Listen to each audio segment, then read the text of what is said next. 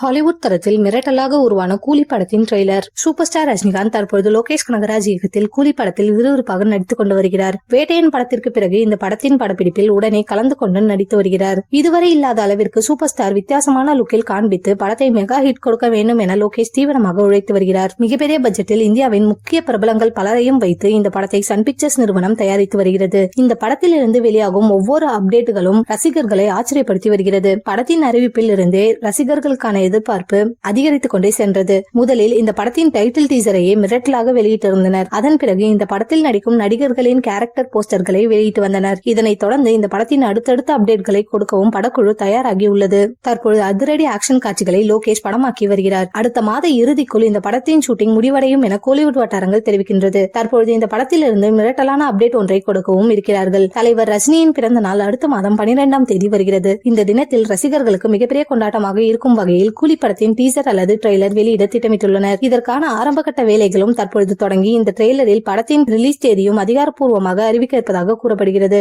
படத்தை ஹாலிவுட் தரத்தில் லோகேஷ் உருவாக்கி வருவதாக சில படக்குழுவினர் தெரிவிக்கின்றனர். இதனால் ட்ரெய்லரும் ஹாலிவுட் லெவலில் இருக்கும் என எதிர்பார்க்கலாம்.